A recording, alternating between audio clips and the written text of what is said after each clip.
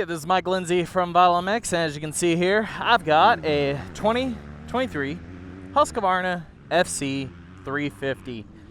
I quite enjoy 350s. I probably don't ride them near enough. We get them every year for some initial tests, and then we get busy. So, trying to put a little bit more time on this one, and today I'm going to take you guys for another edition of a new feature we've been doing called Live Ride, which is brought to you guys by the crew at Boysen Factory Racing. They've been nice enough to step up and help us pull this feature off, where I'm going to take this bike out for a few laps here at the glorious Glen Helen Raceway and give you some feedback on it. Talk about 350s, if they're a good idea or not, what's new with this bike, etc. So, go straight on track.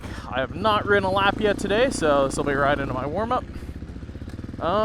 So, like I said, I really wish each year I maybe spent a little bit more time on these things, because honestly, every time I do it, it reminds me how much fun a 350 can be. They really are the perfect middle ground bike, and they just seem to get there more and more every single year. And, you know, I think back to the first version of these I rode. I'm really pulling off the top of my head here. I can't remember if it was 2012-ish, 13-ish they came out, these things. Yeah, they were the in the middle of the bike, but they were a little maybe too close to the 250 side, where as they've just continued to update these bikes year over year, you know, they kind of found that perfect middle ground and honestly have moved up a lot closer to the 450s over time.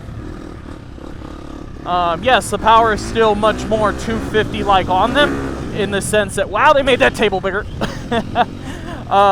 The power on them is, you know, very much more 250-like, a little more of a linear build, not quite as punchy as like a big stroke style 450, but it still has way more hit, of course, than a 250F actually does.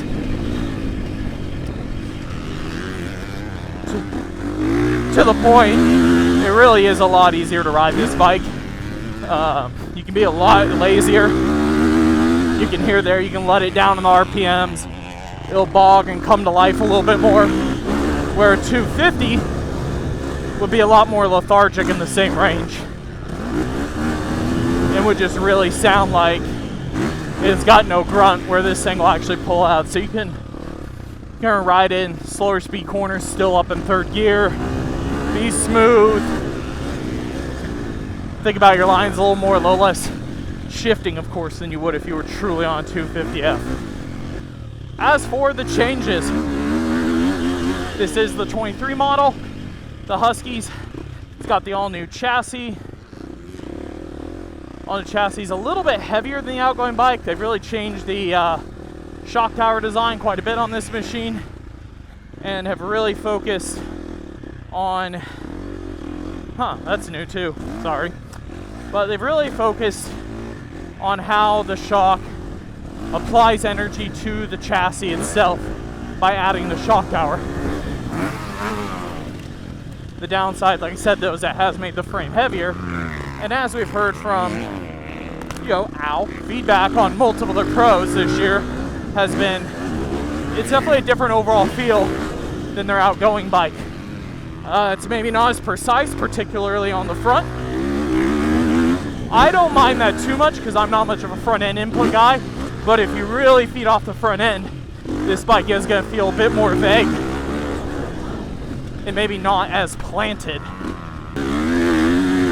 This is, of course, the Husky version of the 350, so suspension is lowered on this bike by 10 millimeters front and rear. It does make the bike feel, misaligned, a bit more planted, but it also it just feels low. You wouldn't think that 10 millimeters would be much, but between that and having a softer setting than, say, the KTM, yeah, it gets a little harsh from time to time, because it is riding lower in the stroke. It's maybe not as comfortable when you're really kind of on it. A little bit better in the tight, slow speed stuff. A little bit worse on a big open track like this, in my opinion. But those are the trade-offs. I think some guys, of course, will appreciate the lowered nature of the Husky. I just don't seem to be one of them overall.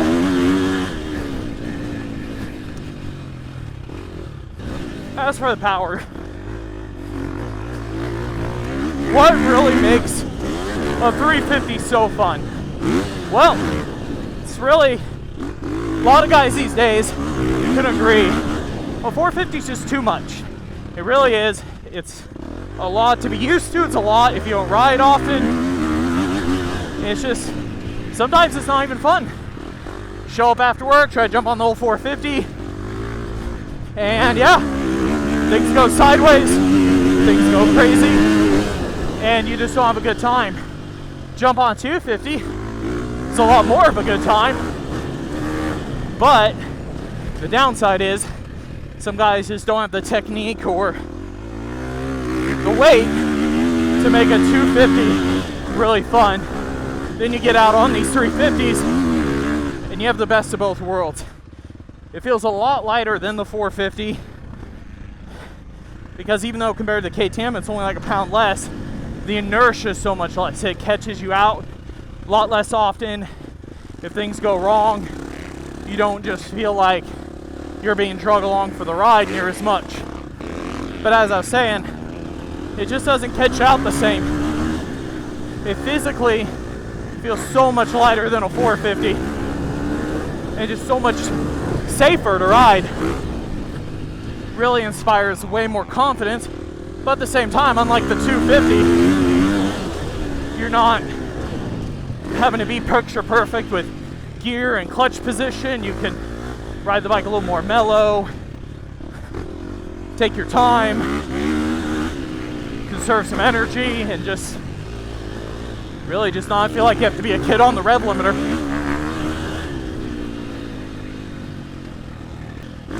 I always laugh because this is definitely the bike I get the most comments on if I bring it to the local track.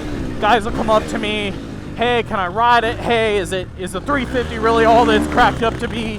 Like, should I consider one? Whoa, a little deep right there. But either way, my answer almost always to those guys is yes. Like, if you're thinking about a 350, then you probably are on the right track. Your reasoning is probably true on why you're interested in one.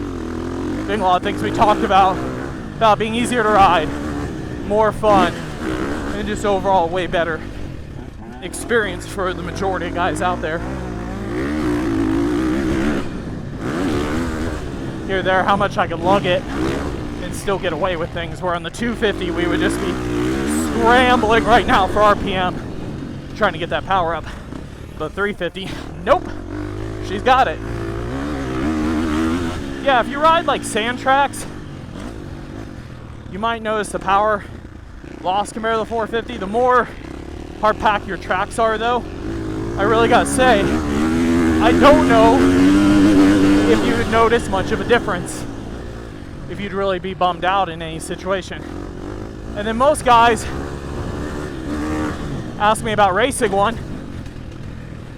Look, I understand the competitiveness, but same thing if you're like most weekend warriors out there. How much do you really race? How competitive are you when you race? What type of material are you riding? You know, your riding style. These are things you all got to ask yourself if that's a concern of yours before buying a 350.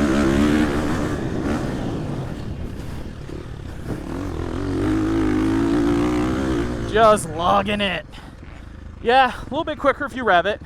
You treat it a little more like a 250, but still not that bad, man. Not that bad. Whee!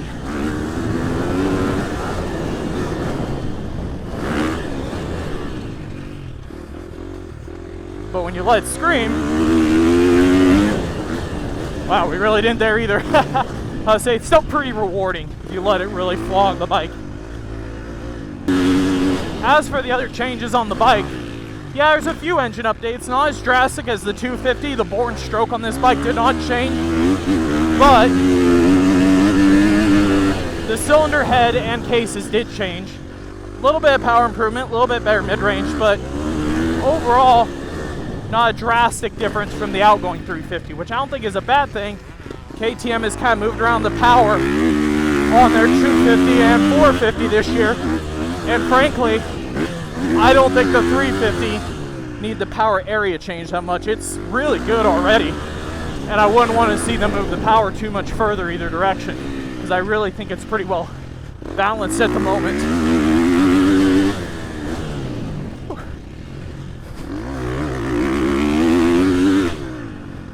Plenty of power. Enough to still give me arm pump. Woo!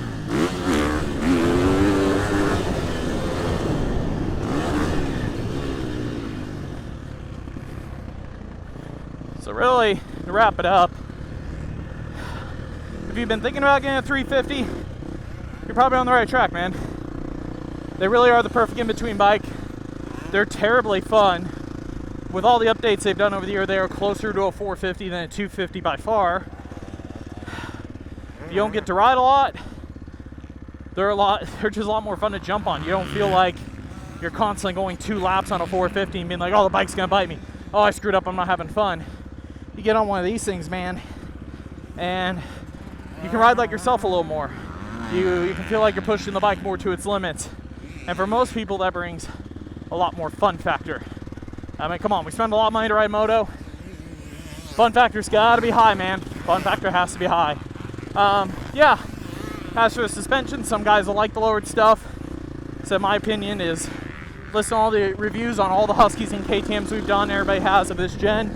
You'll kind of get an idea if you want the lowered stuff here on the Husky, a little bit softer stuff. If you want the KTM stuff that rides a little higher, it's a little more balanced and aggressive.